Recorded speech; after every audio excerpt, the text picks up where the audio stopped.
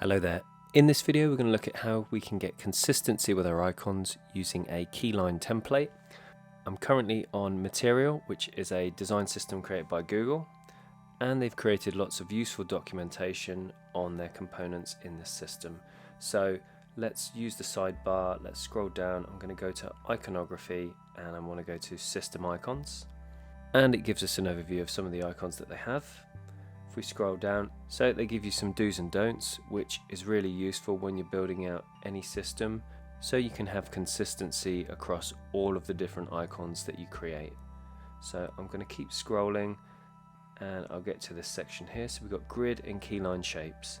So they've kindly added a design template that you can download, and these are in Adobe Illustrator format. It's a 24 pixel icon grid, and we've got some further information down here. We have a live area of 20 pixels. We have 2 pixels of padding that surrounds that live area, and it goes on to talk about how there is a dense live area and dense padding here. Let's get right down into the shapes. So icon grid and keyline. Let's just read a little bit about it. So the icon grid establishes clear rules for consistent but flexible positioning of graphic elements. Keyline shapes are the foundation of the grid. By using these core shapes as guidelines, you can maintain consistent visual proportions across system icons. Really good for maintaining that consistency. Here's the 24 pixel grid. This is an example of all the keylines and all the different shapes that you can get. So let's start off with the square. So 18 by 18, and you've got the circle here at 20 pixels. Scroll down, you've got a vertical rectangle 20 by 16, and you've got horizontal rectangle which is 16 by 20. So as you go further down this system, it gives you more information about geometry, pixel perfection, cross-platform information, and it's given you the anatomy of what's included in an icon. Let's just scroll down a little bit further. So it's given us information here on stroke. Again, they've got some do's and don'ts. They've got information about complex shapes, about rotation and tilting icons, and avoiding overly complex icons. So these grids are 24 by 24 pixels, so by the time you zoom out to 100%, they are going to be quite small. It's got information here on layouts and spacing, color, so you've got your active focused, active unfocused, and inactive, so you've got the different examples here. Icons on dark backgrounds, and different themes that they've created. There's a lot of documentation here. I'd encourage you to go to the page. So it's system icons under iconography in the material design system. In the meantime, let's jump into Figma and make our own keyline template. Okay, so we're in Figma here. I've created a frame. It's 24 by 24, and we're going to start off by referencing the template that Material has created. So let's go back. So we need to create a square, and that's 18 by 18. So let's dive in here and let's go into rectangle. Let's do 18 by 18. Okay, let's center that. And what we want to do is let's get rid of the fill. Let's add a stroke. I want to add that stroke to be quite thin. Maybe even thinner than that. Okay. So 0.1 stroke, I'll leave it as a black border for now. So that is the square done.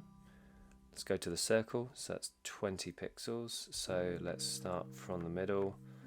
Let's go, shortcut key is O, so O. I'm going to press Option Shift, go to the center of the object and just drag out. And that scales it nicely. There we go. So it's 20 pixels. Can hold Option. Can just check that we've got 2 pixels surrounding this object, which we do. Let's go back. So the next one is the vertical triangle. So that's 20 by 16. I'm just going to quickly take the color out of this.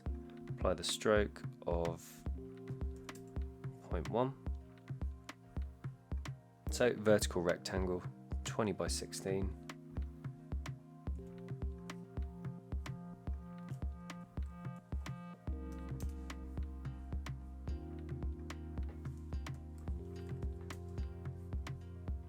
Okay, that's done.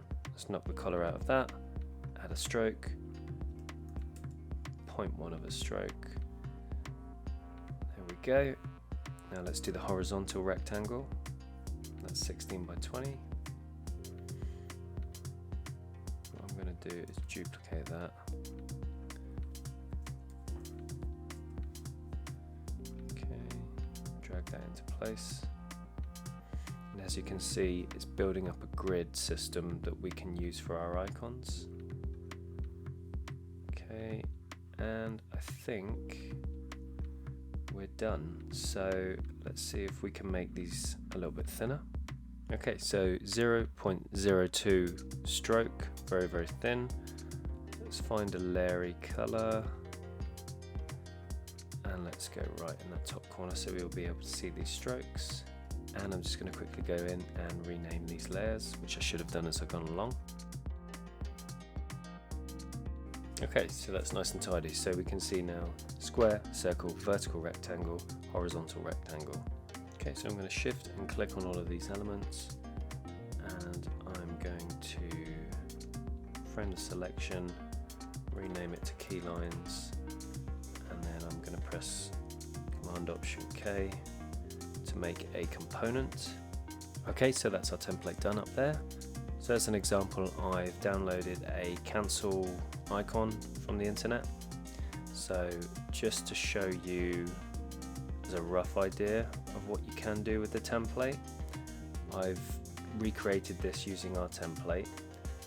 I've got, let me go into the keyline. So as you can see, we have, let me just drop the opacity on this. So let's maybe drop that to 10%. So as you can see, the circle of my icon fits nicely within the circle of the Keyline template.